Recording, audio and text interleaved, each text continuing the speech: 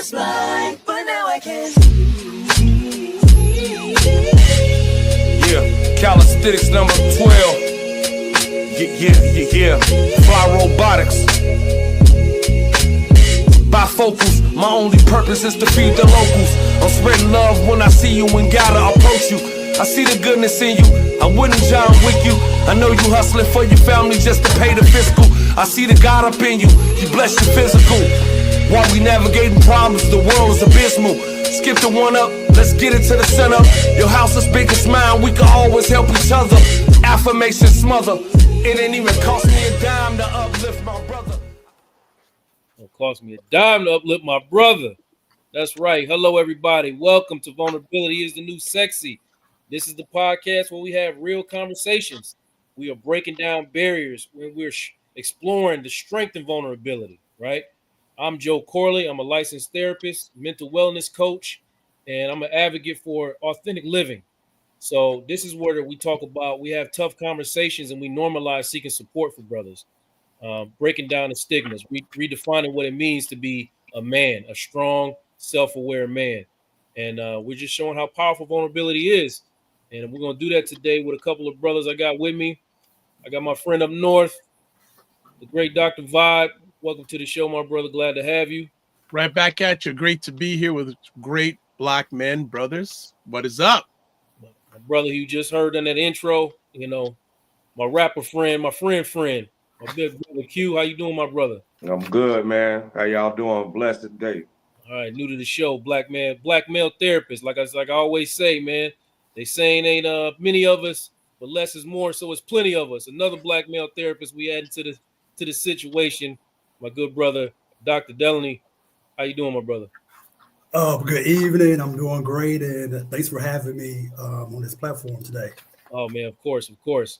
So look, I'm gonna start off with something that kind of sparked this for me. I saw the good brother Killer Mike say something, and I wanted to have a conversation with you guys about it. So let me show y'all that video, and then we'll talk about it on the other side. Nobody's coming to save us. And most of us are going to talk bad about each other behind each other's back. But I'm here to tell you tonight, every generational curse, or whatever they call that bullshit, is breakable. My grandfather didn't have a father. He dropped out of school in the 3rd grade to raise his sisters and help his mother and worked in a lumber yard. By the time I got to 3rd grade, I already was reading at 5th grade level. By the time I got to 3rd grade, they already knew that this boy's gonna go to college because a man who was functionally illiterate got a trade. You learned how to drive a truck, and that's what he did. And he made sure his children valued education, and his grandchildren today are good people in this community. So I don't want to hear what rappers don't do no more. Powerful. Let me start with you, Dr. Vi. Let me ask you something, man. When you hear the term generational curse, what comes to mind for you? Moving backwards instead of forwards. Yeah, that's what comes to mind. That and another thing that comes to my mind: knowing better but not doing better. Yeah, that's what comes to my mind. You know, when I hear that generational curse, a lot of us were raised, and there were a lot of negative things behind us. We need to shed them off, get lighter, and move forward. Absolutely. Brother Q, man, what do you say, man? What do you hear when you hear the word generation or the term generational curse? What comes up for you, bro? Man, for me, it gotta be presence, man. So like a lot of my family, you know, like my uncles, they're around and everything, but they're definitely not what they made the kids with. So it's like presence is a big thing. Yeah. So that's how he shows up in your lived experience, you know, folks not showing up for their children. Yes. And I know you personally, man, you breaking that generational curse consistently every day, man. So proud of you, brother. Dr. D, man, Dr. Lenny, what's up, man? Tell me what comes to mind for you when you hear the term generational curse, man. Yeah, I'm thinking about, like this negative traits or, characteristics that has been like passed down from one generation to the next. whether it's, unresolved, trauma, addictive, behaviors. And, at some point, people start to, unfortunately, like start using it as a crutch, because of this happened, or I didn't have this, I can't move forward. Yeah. Let me follow up with you, man. How do you feel like it shows up in Black families, from your lived experience? I would say from my experience, and also how I relate to other clients, is the silence. Yeah. Not being able to talk about, issues. Because like in my family, when traumatic, events, happen, we really didn't process them. It was just another thing that, happened that you pretty much learned to move through or work through. But then you find out you really didn't, work through it. You just kind of just kept going, and you carry that baggage, with you. And so I would say, for myself, being an adult, I didn't learn. I mean, of course, I feel like I do a little bit better, but I kept things, inside. And with people kind of like looking at me as, you should be able to figure this out. You smart, you all this. I mean, you have all these things, going on. So when I couldn't like work out issues or figure things out, I felt ashamed because I'm supposed to be able to, figure it out.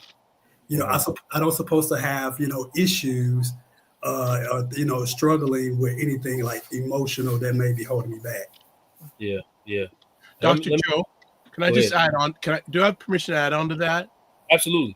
Yeah. And I want to jump on and add on to what our good doctor saying, that there are some pressures, such as like being a provider or having that suppressing the emotions, that reinforce these curses. So I just wanted to add on to that there are a number of different societal things that contribute to holding on to those generational curses. Mm-hmm. Coincidentally, man, I was in a session yesterday, right, with this brother, and I've been seeing this brother for quite some time, and slowly, as most brothers do when they get into therapy, they really, really slow to get to the vulnerable stuff. So I've been, chipping away, and eventually the brother started, really getting into some stuff and some real traumatic things from his childhood. So he's really been exposing himself. But this particular session yesterday, he invited his fiance to it, and I worked through an exercise with them that involved them, like, speaking to each other in the eye, looking each other in the eye, and ending off the conversation with an embrace. And he was struggling really bad to look his woman in the eye and to like open his arms and hold her like in public.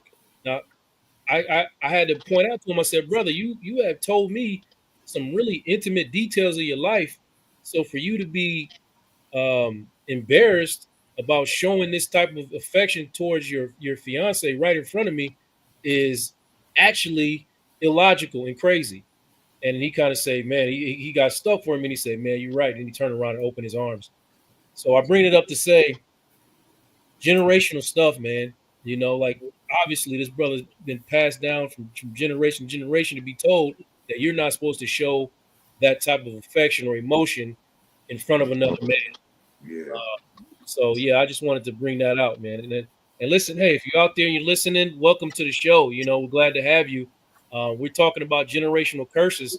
And listen, type in the chat how generational curses show up for you, or what does it mean when you hear the term generational curse? Throw it out there. We'd love to hear from you, especially if you grew up in a Black family. So, Q, man, let me ask you, man, in your opinion, why do you think these patterns often remain like unspoken? Why don't we talk about it? Man, I think it got to do with accountability, man. Like a lot of Black men really don't want to be accountable for the stuff that took place. Like, and I want to put it out there, like right now. I don't want to let nobody off the hook, but Black generational, it has nothing to do with racism. So like we could throw that out the window. It's black men accountability.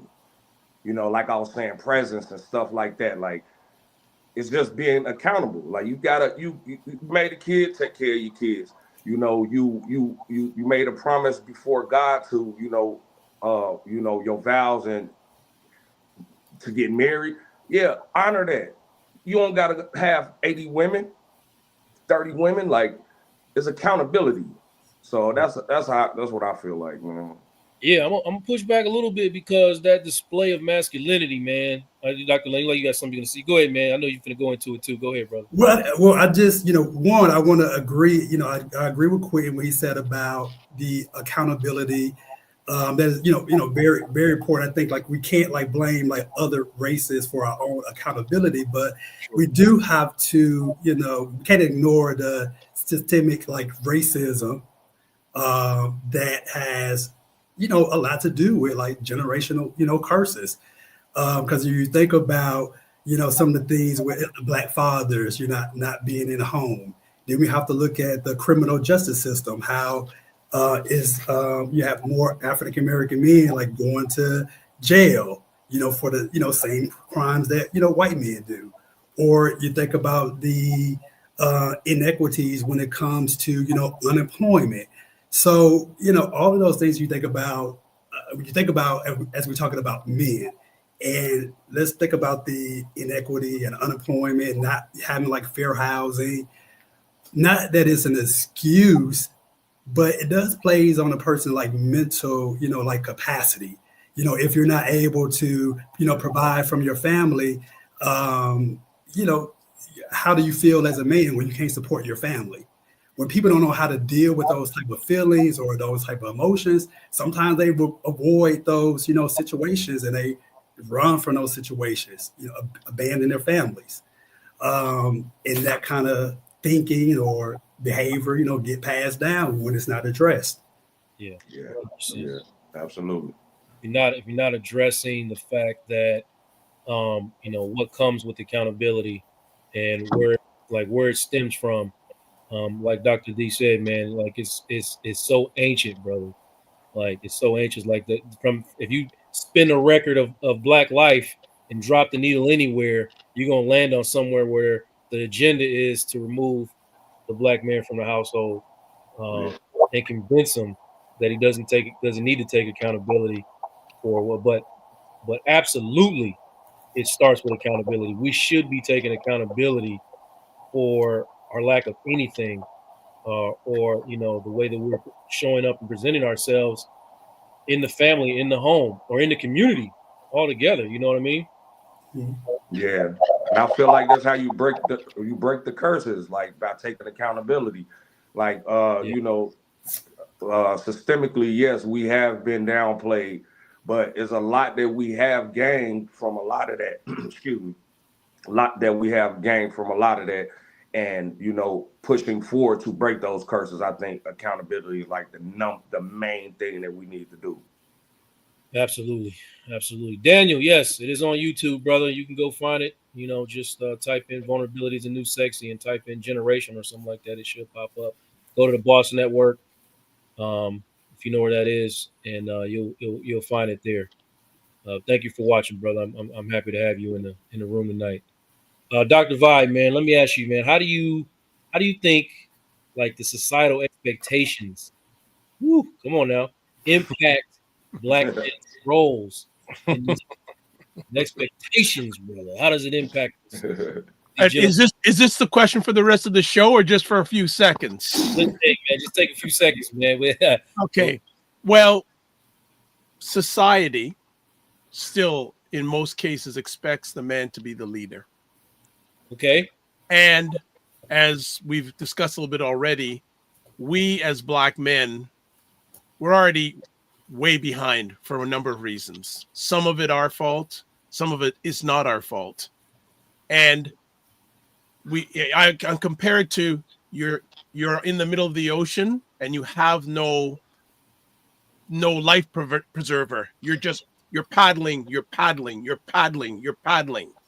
And emotionally, you can get burnt out.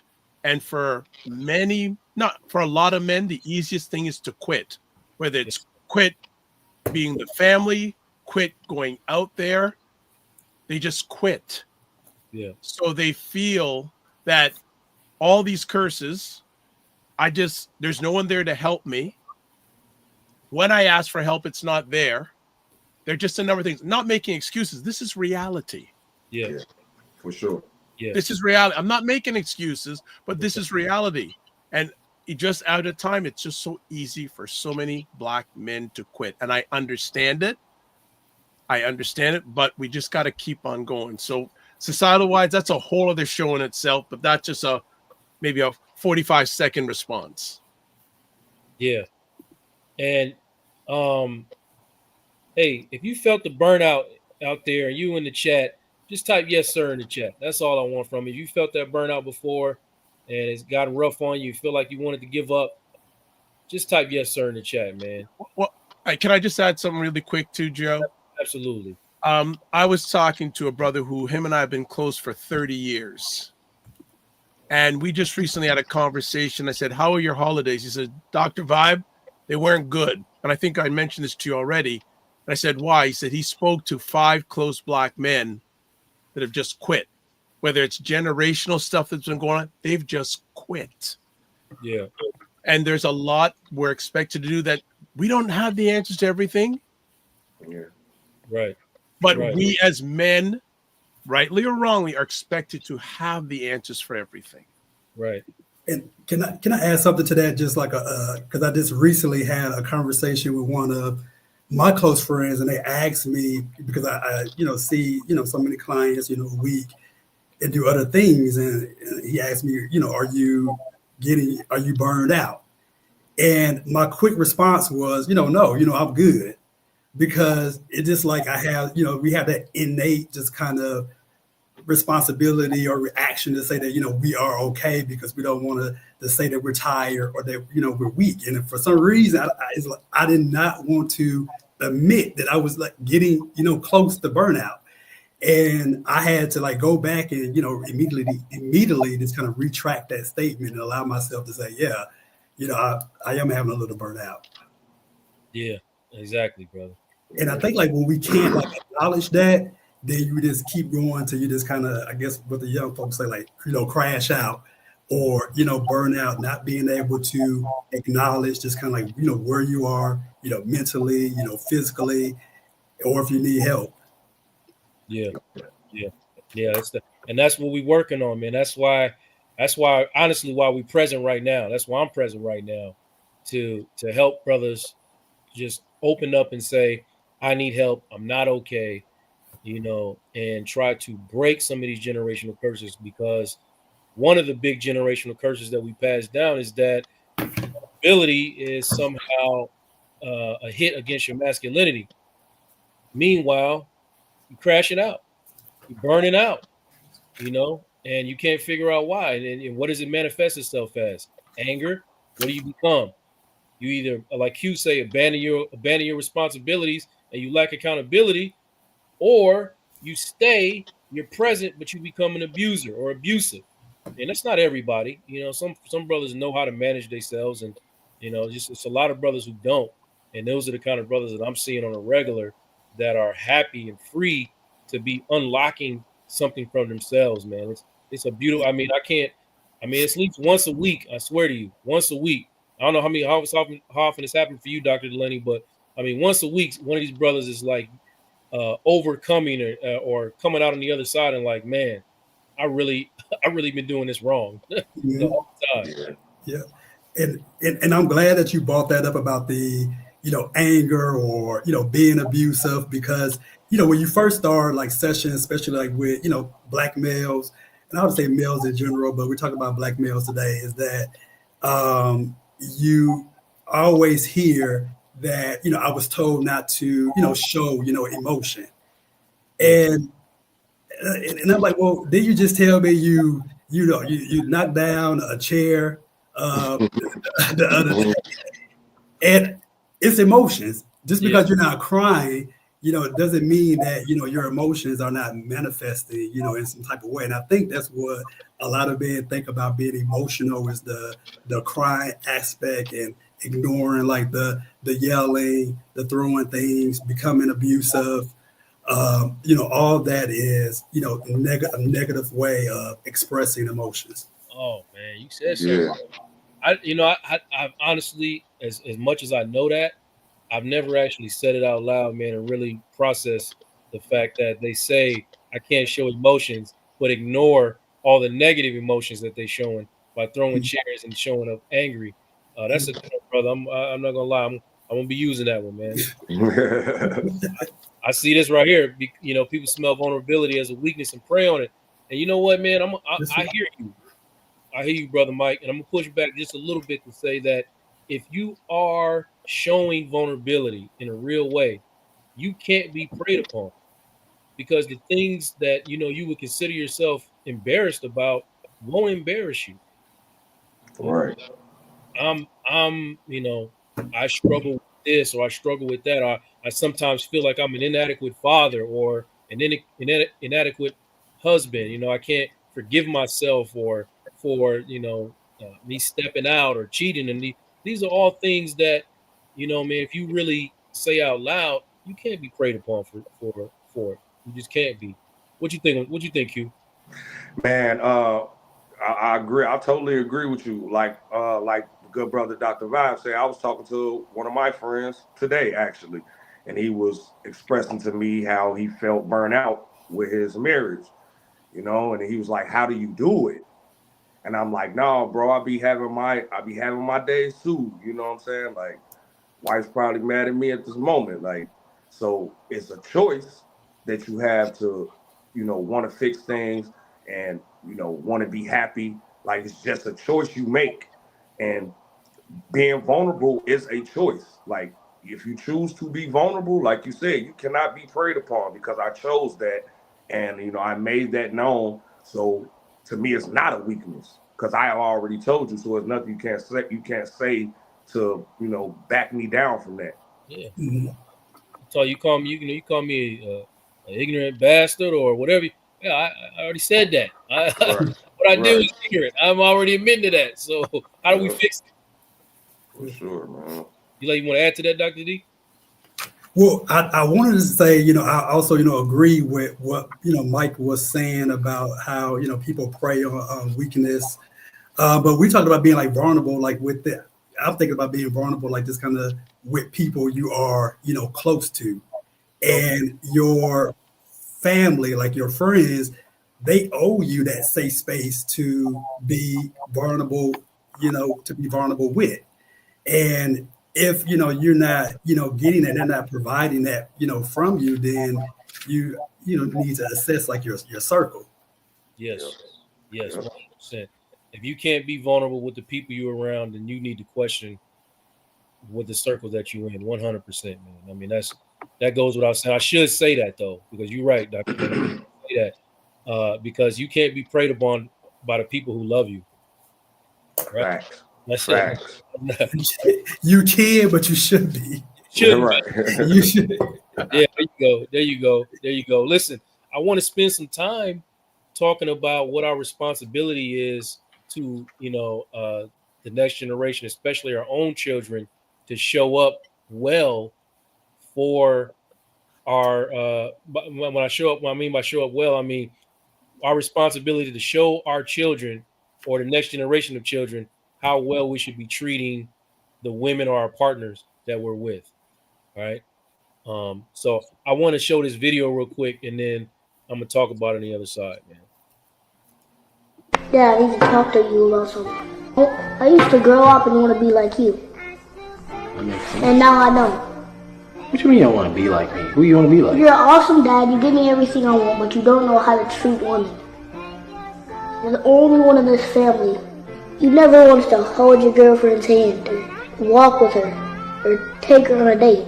You're the only person in this family that don't know how to treat a girl. I don't want to, because I'm not sweet? Because I'm not sweet, you don't want to be like, you don't want to. That's the whole point of getting a girlfriend. Cause if my mama, she was always rude to you, you wouldn't even want to be with her, would you? Would you? No. Exactly. So why do you think she would want to be with you if you was nice? Explain. People always trying to not hurt your feelings and tell you everything that's not what you really are.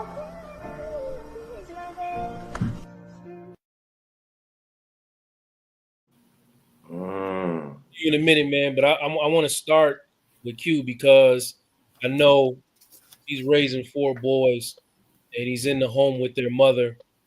And I want to get your reaction, Q, when you see something like that. What responsibility do you take upon yourself to show your sons how you treat their mom?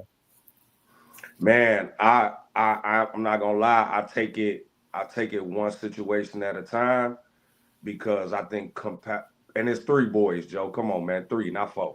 Yeah, brother. But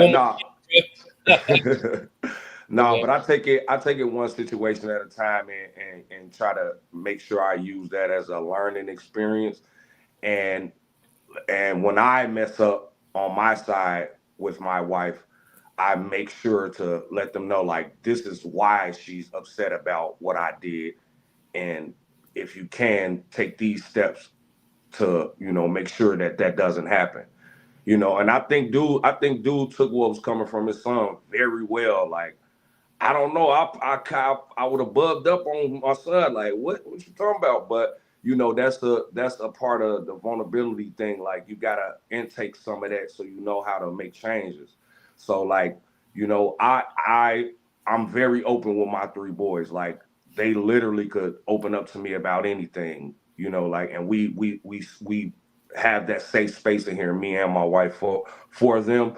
So I openly tell them, like, nah, I messed up, I'm apologizing, I apologize, and seeing what I did wrong and then try to fix it. So I take it one situation at a time.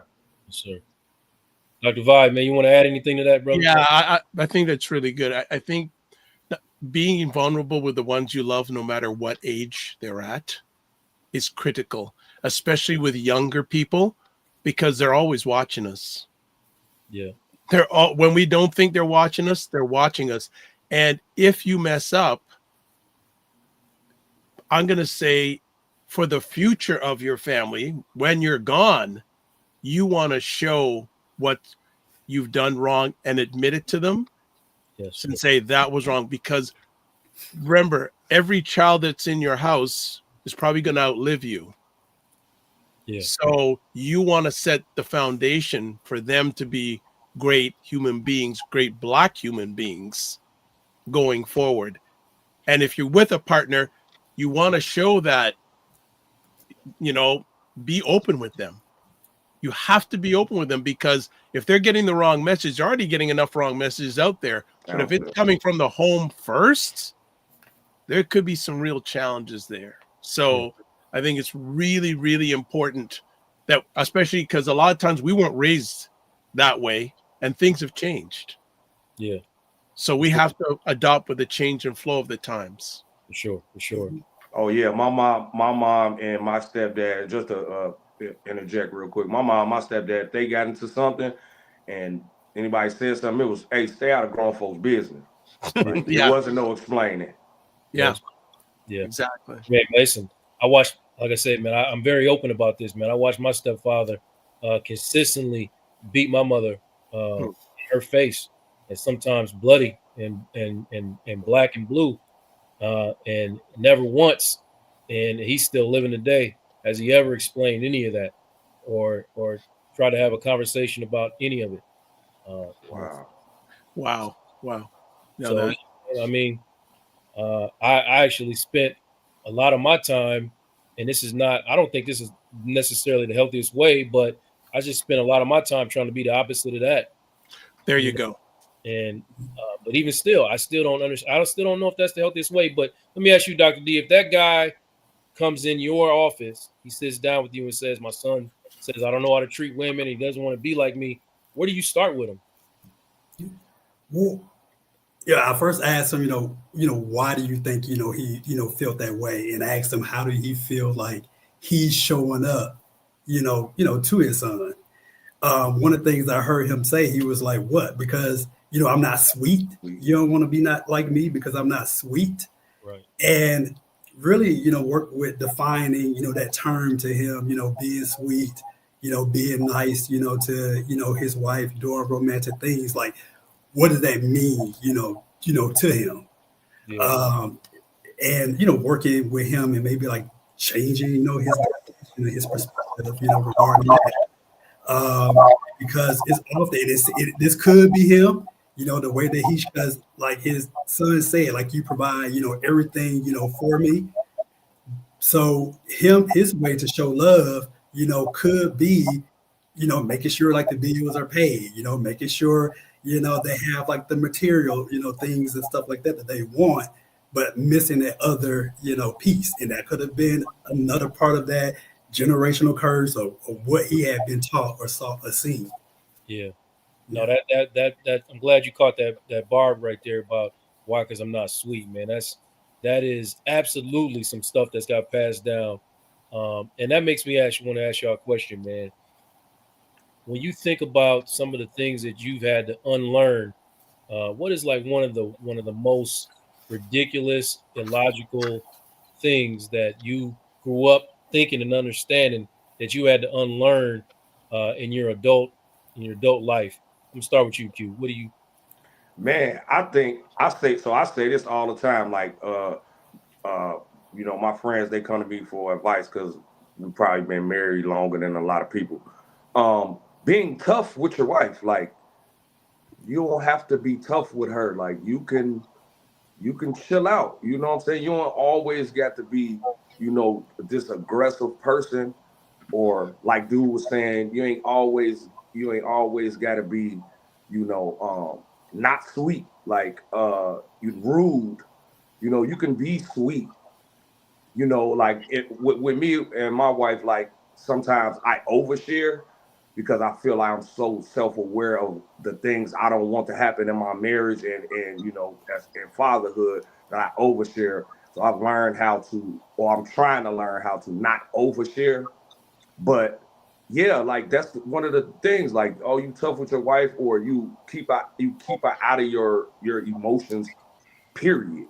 So she don't even know how you feeling at all. Like, that's one of the most ridiculous things that I've learned, like, to put out of my marriage. Like, no, I'm not being tough with my wife at all.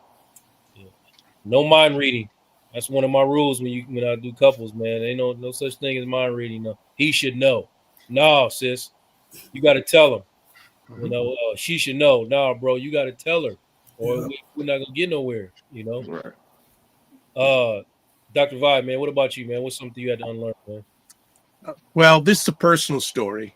And growing up, I can only say from my lens, I didn't talk much with my father. Like, he was a teacher, and I felt more of a student than his son. Mm-hmm. And about 15 years, and I just thought in my mind, okay, guys aren't supposed to talk because he's my major role model growing up. Mm-hmm. Right? So he had suffered a heart attack. Need a moment. Yeah. Take your time, brother. Salute, bro. Take your time, bro. We here for you, bro. He had suffered a heart attack and was in the hospital. And the morning of his surgery, I wheeled him in. And waiting for 3.5 hours saying, I woulda, coulda, shoulda. Didn't have that relationship with my major mentor, saying that I just have to shut down. And then when the doctor came in the waiting room, because it was just myself and my mom there, nobody else, no one other family. And he said he's going to be okay. Mm-hmm. So I ran over to the doctor and I got on my knees and hugged the doctor's leg. Because by the grace of God, this gentleman and his team gave me a second chance. Mm-hmm. So I said, can I see him? He said, sure. Go in there. And I said, Dad, how you doing? He says, I can feel my feet now. And I said, from that point on, we were not going to have a generational curse of us not talking to each other. Yes, sir. And now, with him still alive at 87 years old, he calls me his best friend. Amazing, bro. Thank you for sharing that, bro. I really appreciate you being vulnerable, man. So, and I just want to encourage Black men, no matter what your relationship is with your father, try to make it the best you can, because when your dad is gone, it's going to be one of the most difficult parts you're going to have in your life, no matter what your relationship with your father is. I'm complete. At one point, it's going to get difficult, man. I'm talking to somebody who lost his father at 16. You know, I didn't really feel it in the moment, but as I got older, for sure, there was moments where I wish I had that conversation that you had, man. So if that opportunity is there, I know it's not easy for everybody, and there's some really, you know, broken relationships, and maybe, you know, it's best for you to stay out of it. Maybe that's the best thing for you. But if there's an opportunity to bridge that, I'm always going to advise somebody to do that, or try and give an attempt to heal that wound, man. Dr. Laney, man, what about you, man? What is something you had to unlearn?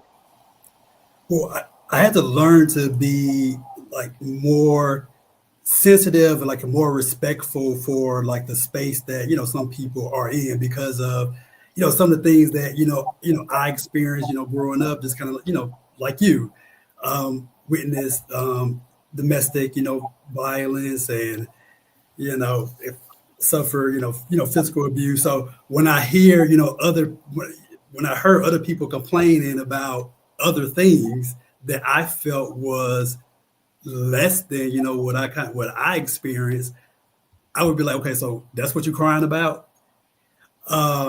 So even, you know, as a therapist, so becoming not to be so desensitized to, you know, other people's, you know, traumas.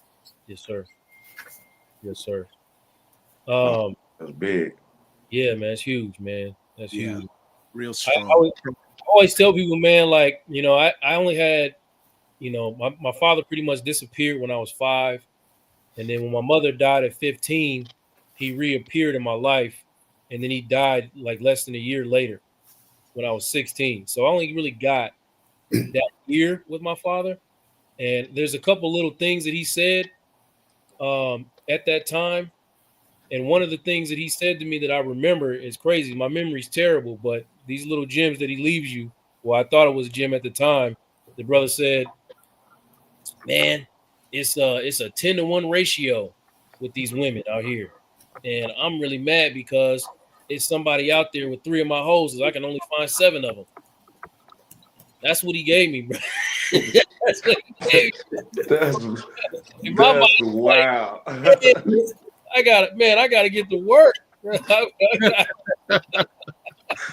You wow for that one, bro. That's me, man. I mean, but that's the kind of stuff, you know, that I had to unlearn, man. Like I had to, like, really, I was probably in my 30s, honestly, before another grown man, my uncle, his brother, you know, who's super player, right? Super player, but never been married, never, you know, committed to one woman, but never had to lie or cheat on no woman.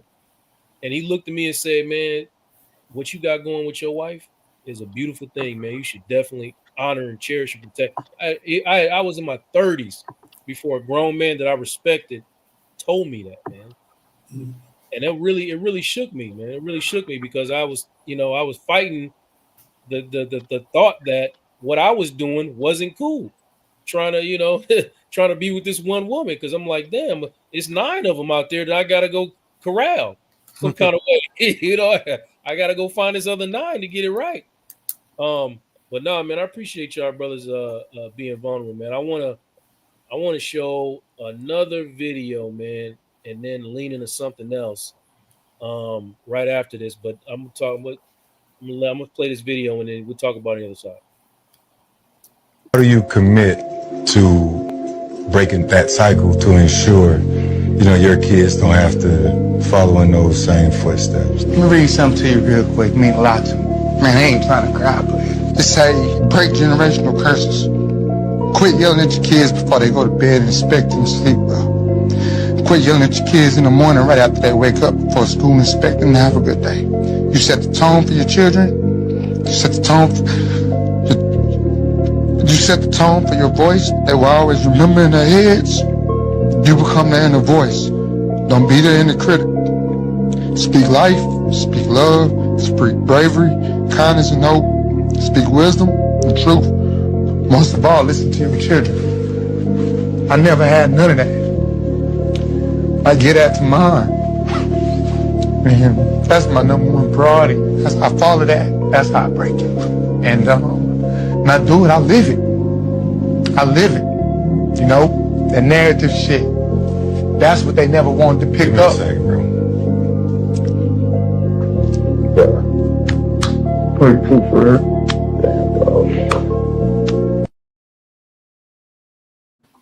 Yeah, man. That brings me to this brother right here said, meet people where they are in their life. You know, no, that's not what he said. That was his earlier comment about, yeah, it's easy to be vulnerable with your children.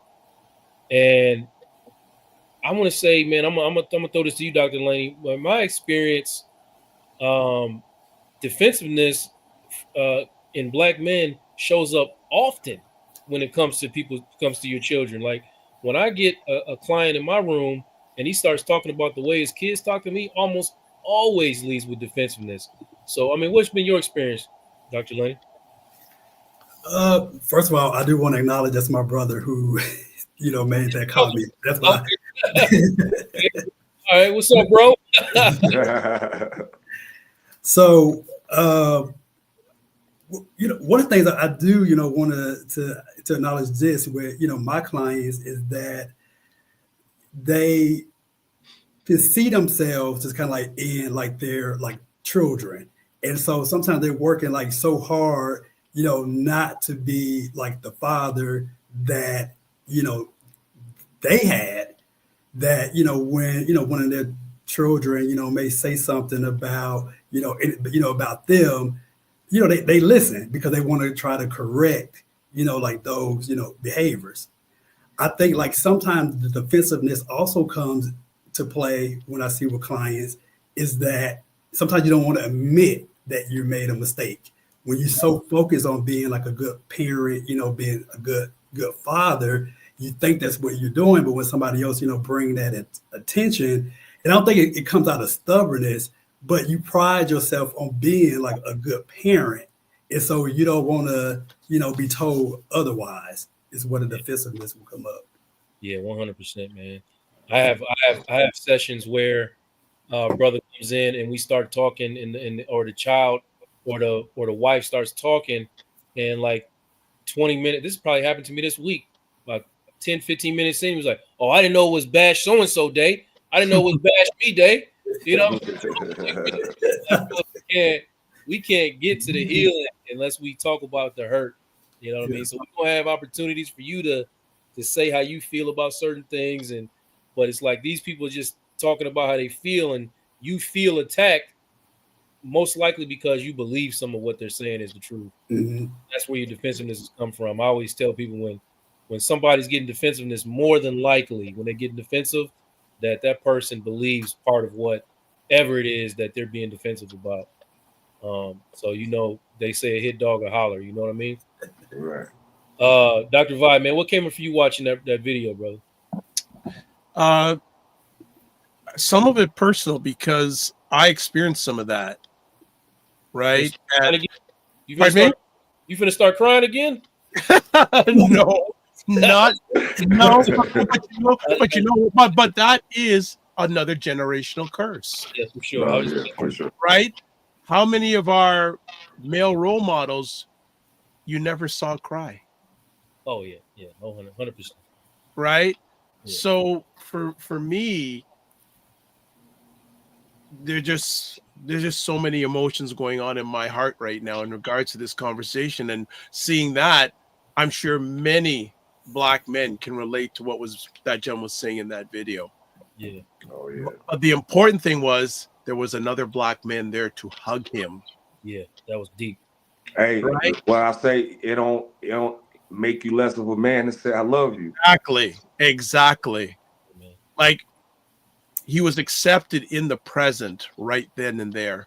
No shame, no guilt, no judgment, and gave him, as our doc was saying, I like to say a safe and brave space to share and get that out of his heart and off his back. And I'm sure that he's become a better person from that moment on, saying, and could you imagine how long that's been inside of him? Yeah. Right.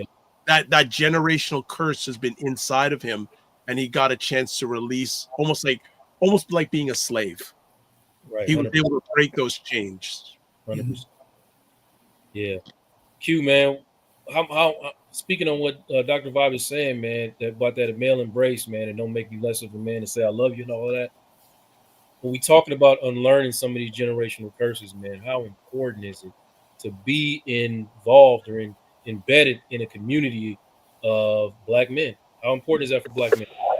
Man, I think it's the most important thing, man, because like I'm sorry, what's the name? Dr. Lane, Dr. D, like he was saying, like if you don't have that safe space in your circle, like you're doing something wrong. So you gotta have some nice aware Black men around you. Like if you don't, you fooling yourself. Yeah. Because it needs to be somebody to tell you, man, that was wrong, man. Like coming from another strong Black man, like that was wrong, man. Like, I might not have said it to you at that moment because I got your back, but behind the closed doors, I'm gonna tell you, man, that was wrong. Like you need to correct that, But I want to say about that video, man, like not all of it, of course, but piece of that was me. That was me. My kids wasn't getting up in the morning. I was hollering. And it's crazy because my wife said his exact words, how you expect to be yelling at him in the morning and expect him to have a good day. Yeah. Like, specifically my youngest son, he has a hard time getting up sometimes. So I used to be that dude until she said that and that hit me. She said those exact words though. And that's nuts. And I've never seen that Dez Bryant video, but she said those exact words to me. That's crazy, man. I never saw it either till yesterday, doing a little research, and I came across it. I was like, I'm gonna add this to the show, man.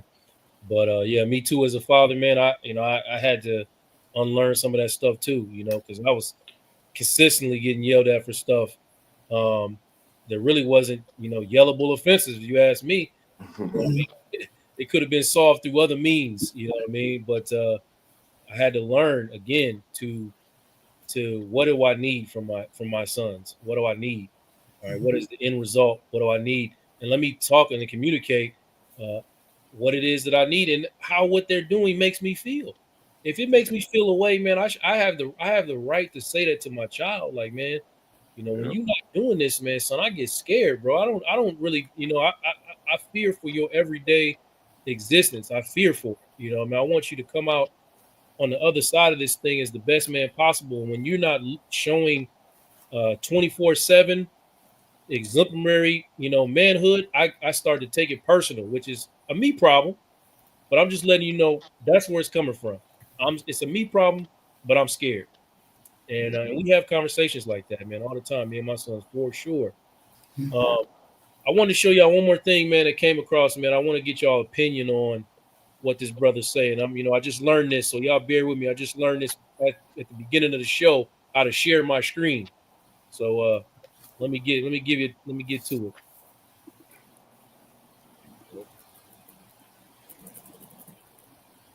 We get out of trying to normalize childhood trauma as a shit. That shit bothers me, right? You gotta let me finish, please.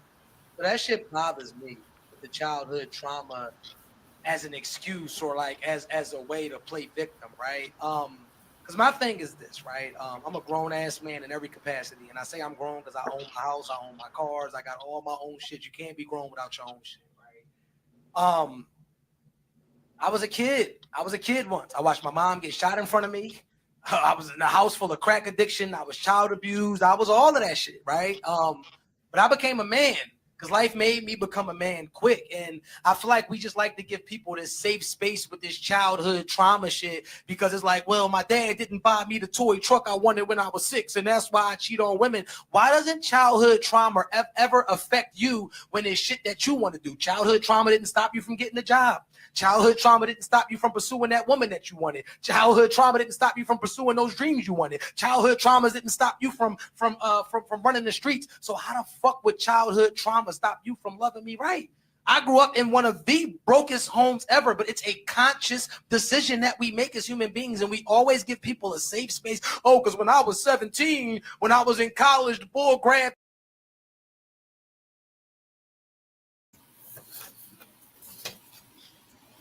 You, Dr. Delane, I'm gonna come straight to you, man. How did it make you feel, bro? When I saw that, just listen to it. One, it is a person who definitely don't know, what he's talking about. But I don't know why, but I could like kind of feel like he was just like angry. When he was, expressing that way he was angry about, I don't know. But I think it was such a disrespect, to people's, trauma, that, saying that, people like use that, as an excuse, and him just not really understanding how, childhood trauma impacts like your, adulthood, or across lifespan. I'm sorry, I'm just a little, a little taken back. I wish you should have let me see that earlier. I could have responded better. Producer Tierra showed that to me like right before the show, and I said, "I'm gonna include this," and I thought it was important to talk about that. Yeah, but that made me feel away, man. So I went to you as a therapist, man, first to see how it made you feel, man. It definitely made me feel away. It offended me, bro. It offended me big time watching that. But Dr. Vibe, what'd you feel, man, watching it, bro? I piggyback what the doctor said, but I found it very interesting what he defined what made him a man. Yeah. Like usually when you ask someone that question, the first thing they say is usually the top of mind. It was material. Yeah. And I heard a whole bunch of material things and then a little bit of his backstory. I agree. I heard a lot of anger there, and everyone has a different story. His story is different than any of our stories. Yeah. Right. So for him to just say, just for label, if you're not like me, you're not right. I'm sorry. I can't work with that. And I believe that if we knew some of his backstory and the way he even is carry on now, I'd love either one of the two doctors to have a session with him. That would be interesting. Yeah, for sure. He definitely needs one, man. Q, what'd you think, bro? Hold on, let me unmute you, bro. Go ahead, bro. Bro was toxic, man. Like, I mean, I deal with these. I see these kind of people every day in my life, man. Like, he trying to be too tough. He think that success is the reason, that he didn't have those childhood traumas and that he was able to overcome what it is. But you could tell he's the one who has the childhood traumas. He actually named them. He told us all his traumas. Sure. But still said, "Oh, well, I'm successful, and then it stopped me from doing this," or towards the woman, like, "Why should it stop you from loving me?" or whatever, But yeah, you could tell he's toxic, bro. Like, that bothered me, and because I the time I had my therapy sessions, bro, like I went there for one reason, and it unpacked so much other stuff from my childhood that made me become a better man. So I know for a fact what he's saying is false. Yeah. And he does what a lot of men, or black men especially, do: equate accomplishment to value. Like, okay, I've accomplished these things, so I have value. I must not have. I'm not making excuses for the things that have happened to me. So neither should you, right? Because I've accomplished this. You can. If I've done it, you can do it. And like Dr. Vibe said, man, everybody's story is different. Everybody's lived experience is different, and it's important to understand and break down, kind of some of the stuff he's saying, because a lot of folks think like that, man. Especially when, and I hear it a lot as a therapist, that, oh man, this therapy stuff is going too far. I'm not responsible for your childhood trauma. Let's stop using it as an excuse. Partly what he's saying is correct. I mean, if someone in your life has dealt with childhood trauma And the result of that is showing up in you guys' relationship some kind of way, whether you're a friend or a wife or a child or whatever, then yes, it is not on you to accept their childhood trauma and then excuse their abuse. That's not a thing. You know what I mean? But you can acknowledge it and then make a decision after that. Just not acknowledging somebody's childhood trauma is not okay. It's not okay. But you don't have to accept any abuse behind it for sure. You know? I want to answer this question, man, and Dr. D, I want you to answer it too, man. But my opinion on this, you know, what resources can a child, you know, do to value vulnerability and embrace vulnerability when they don't have anyone in their circle? So I don't know what your circumstances are, but the first thing I'm going to say is you're looking at the resources, right? This is the resource when they don't have anybody in their circle. And vulnerability is not a talent, it's a skill. You know what I mean? It can be a talent, but when I say it's a skill, I mean it can be learned. You know what I mean? You can teach somebody vulnerability, but you have to put them in a space with someone who understands how to teach somebody vulnerability. What we do as therapists is encourage and teach vulnerability. I'm speaking for myself. I work with Black men or, you know, Black boys, Black teens, and try to teach them vulnerability and encourage them to be vulnerable. And I show them the value of that vulnerability. You know? So what do you say to that, Dr. D? Yeah, I think, you know, just kind of going back, you know, to the comment, taking them out of, you know, that circle, if that vulnerability is not provided, you know, in that space, you know, putting them in spaces where, you know, that is, you know, encouraged. You know, with young boys, you know, sometimes I use the word, you know, vulnerability, but I also like to use, you know, emotional, you know, intelligence, you know, more so to, you know, create like more like self-awareness and being able to like identify, you know, how they feel and express, you know, how they feel. So, but back to the question is moving them, you know, out of that, you know, circle, finding other, you know, safe spaces that encourage vulnerability. Yeah, exactly, man. Listen, man, I'm gonna round off, man, with some of your takeaways from the night or things that you want to leave people with. Some brothers out there that may be struggling with vulnerability. It's maybe some ladies struggling with brothers who are dealing with or suffering, or no, I'm saying, suffering or struggling with vulnerability. Dr. Vibe, I'm gonna start with you, man. What do you impart people with? And you know, if you want to share anything about what you're doing or where people can find you, please feel free to do that. Yeah, well, first of all, I want to say thank you to the brothers here and Miss Black Hollywood for allowing me to be in this space. Some quick suggestions. If you're a Black father, be your best to be emotionally present. Prioritize mental health and allow your children to feel safe expressing themselves. And if you're also Black men, small but impactful actions you can take, like apologizing to children, to spouse, anyone that you need to apologize to, I suggest you do it. Also, start having conversations with other Black men, with therapists about feelings, or get some mentorship. But I also want to be encouraging, saying that it's never too late to heal and break cycles. Start sharing a message of hope and persistence. You know, just the power of starting small is so huge. And again, get together with other Black men. It all starts with you. It all starts with one. And then finally, my question would be, what's one thing as a Black man you can do today to create the legacy you want for yourself and other Black people, whether it's your family, your friends, other Black men? And if you want to reach out to me, I'm Googlicious. Put in the Dr. Vibe Show, and you'll find everything I do. I host 4 or 5 live shows a week, and I'm complete. You say you what now? You Googlicious. What'd you say? I'm Blackalicious. And Googlicious. Googlicious, Blackalicious.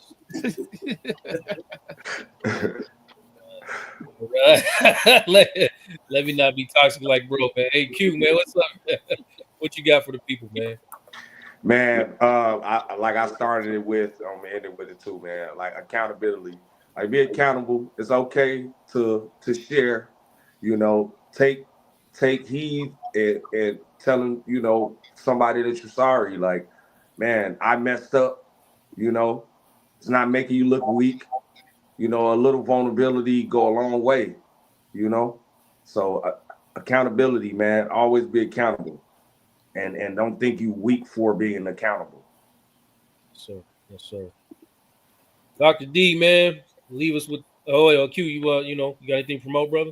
Oh yeah, for sure. You know, my album out, man. Authentic Intelligence is on all platform, all streaming platforms, iTunes included, title, all of that. Please go check me out, man. Fly Robotics, FLYROBOTICS. It's very grown up music, very intellectual music, and something that you will listen to for a test of time. So please go check me out. It's long though. Yes, it's long, but it's good, brother. I want to again acknowledge, man. I listened to it myself several times. Great music, man. Thank you, brother. Dr. D, what's up, brother? I would just say, you know, learn to, you know, listen to like your spouses, your partners, you know, your children. Oftentimes, you know, I have, you know, clients who, you know, struggle to, you know, feel like they're making their families happy or feel like they're missing the mark, you know, somewhere. And I always ask, you know, what are they saying, you know, to you? Like, what are your wife has, you know, been, you know, communicating? So, I mean, it's not hard, you know, you listen to what's being like, you know, communicated to you and, you know, be open to, you know, receiving like those messages. I know we run out of time, but you can find me at workintherapy2023.com. Again, that's workintherapy2023.com. All right, man. Thank you for joining me, brother. For real. And I just want to say this, man. I'm gonna leave you out with this, man. When I was transitioning my son from regular school to homeschool, there was like a period of time where you just have to do nothing. And, you know, you're not doing any type of school. And that was really scary, by the way, because my whole life I've been in school and I thought, you know, you got to attend school. You got to be learning something, doing some type of worksheet or taking some type of test all the time to get to meet the grade and all these other things. But that period of time where you do nothing, and they say it's like a couple months for every year that your kid was in school, is called unschooling, where you have to unlearn the system of school that you've been in and learn your entire life in order to prepare your son, your child, for homeschool, which is a completely different vibe, you know? And I'm relating this to this conversation because there's years and years and years of things that we have learned as Black men that we must now start to unlearn in this next generation and understand that the things that our heroes or our ancestors had to do because of the circumstances that they were in are not necessarily some of the things that we have to do in order to show up today. And some of the things that they necessarily didn't have to do, but they were taught to do or passed on down from generations before them. And now they pass these things on to us. We have to unlearn some of these things, bro. Like, you know, having intimate moments with other men, that's okay. You can do that. And, you know, and there's nothing wrong with being gay, but it doesn't make you gay, you know, if that's what you're afraid of. And you shouldn't be afraid of being gay anyway. Like, that's part of the unlearning that we have to do. So that's just a small little, you know, caveat to what I'm saying. Like, there's a lot of things that we have to understand about masculinity or unlearn about masculinity and what it looks like today so that we can show up as better friends, better brothers, better fathers, better husbands, whatever it is. We got to show up better. And it has nothing to do with violence or accomplishment or any of these things that we've learned over time. So I want to thank these brothers for joining me today. This is a very powerful conversation. about breaking generational curses. I hope that you as an audience took away something today that you can go forward with. And just remember, you know, vulnerability is not weakness. It's a strength. It is a strength. And that's what we're doing here. And it's like taking the first step forward towards legacy, a legacy of healing. That's what we want to pass down, a legacy of healing and growth. So big thank you to my guest, Dr. D, Dr. Vibe, and my brother Q. And I appreciate y'all sharing your insights and experiences and being vulnerable with me tonight. Listen, don't forget to subscribe, share, leave a review, talk, you know, leave a comment if you haven't done so, if you're watching this on the playback, but most of all, share, man. Let's keep the conversation going. And let's redefine what it means to be a strong, self-aware black man. Let's redefine that. Let's start one person at a time. We can do that. Until next time, y'all, y'all take care of yourselves and, take care of each other. How can people get a hold of you? Oh, yeah. Good question, bro. Good question. You can contact me at consulting.com. I appreciate those of you that have reached out and have asked for consultations, man. I mean, that happens, and I appreciate it. You brothers want to start making a change. That's consulting.com. You can book your consultation right there. You don't got to talk to me or nothing, man. And you can come back here every Tuesday night. We're going to have another show next week. And then all of February, we're going to be talking relationships. And we're going to be, sitting with couples and things of that nature and other therapists and whatnot, trying to, provoke some healing in y'all relationships for February. So I look forward to doing that as well. But thank you, Dr. Vibe, for that. I appreciate you, brother. And again, till next time, man, y'all have a good night and take care of yourselves. Peace.